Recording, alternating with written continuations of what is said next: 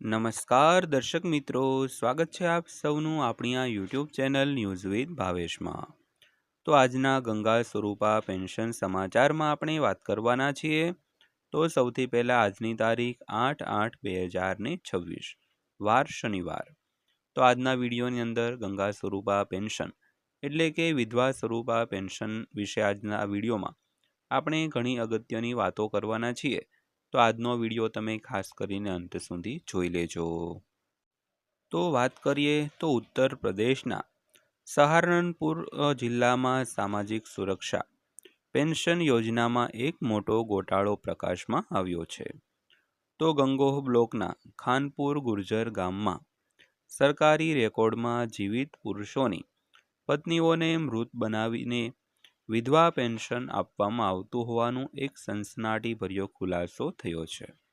તો ફરિયાદ બાદ વહીવટી તંત્રએ તપાસ શરૂ કરી, જેમાં શરૂઆતના 2 કેસ સાચા હોવાનું જાણવા મળ્યું છે. જોકે 1 ડઝનથી વધુ અન્ય કેસોમાં ગેરરીતિની શંકા છે. તો ખાસ કરીને આજની વાત ઉત્તર પ્રદેશ રાજ્યની છે. તો ખાસ કરીને ઉત્તર પ્રદેશના જે સહારનપુર જિલ્લો છે તેમાં સામાજિક સુરક્ષા યોજના એટલે કે વિધવા સહાય યોજનામાં એક મોટો ગોટાળો છે તે પ્રકાશમાં આવ્યો છે. તો ત્યાંનું ગંગોહ બ્લોકના ખાનપુર ગુર્જર ગામમાં સરકારી રેકોર્ડમાં પતિ જીવિત હોય તેમ છતાં પત્નીને વિધવા પેન્શન આપવામાં આવતું હોય છે તેવો એક સનસનાટીભર્યો ખુલાસો થયો છે. તો વધુ વિગતવાર વાત કરીએ તો જીવિત પતિઓને મૃત બનાવીને પત્નીઓની વિધવા પેન્શનનું વિતરણ. તો અહેવાલો અનુસાર પંચાયત સહાયકે સરકારી રેકોર્ડમાં છેડછાડ કરી અને ઘણા જીવિત લોકોને મૃત જાહેર કર્યા. ત્યારબાદ તેમની પત્નીઓને વિધવા પેન્શન આપવામાં આવ્યું. તો વધુમાં આ સમગ્ર યોજનામાં નકલી મૃત્યુ પ્રમાણપત્રો પણ તૈયાર કરવામાં આવ્યા હતા.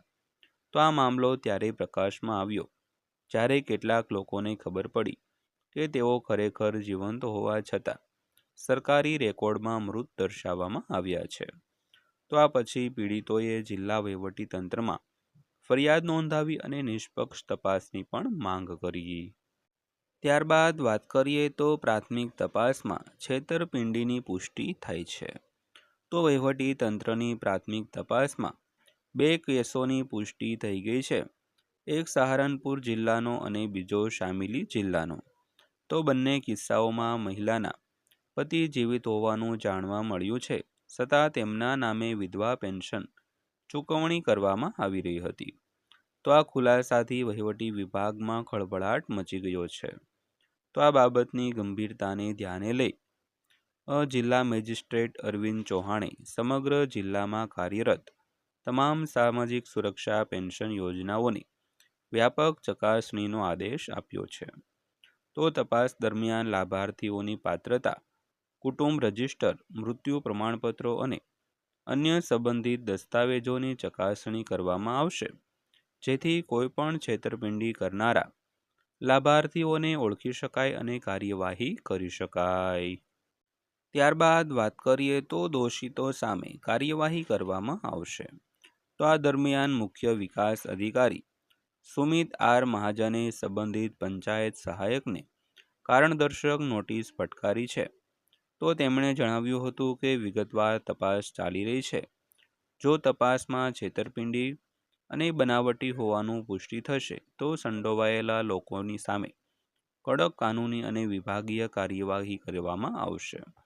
તો વહીવટી તંત્ર જણાવે છે કે ચકાસણી ઝુંબેશ પછી સમગ્ર બાબત એક અહેવાલ તૈયાર કરવામાં આવશે અને નિયમો અનુસાર ગુનેગારો સામે કાર્યવાહી કરવામાં આવશે. તો આ ઘટનાએ સામાજિક સુરક્ષા યોજનાઓના અમલીકરણ અને દેખરેખ પ્રણાલી પર પણ ગંભીર પ્રશ્નો ઊભા કર્યા છે.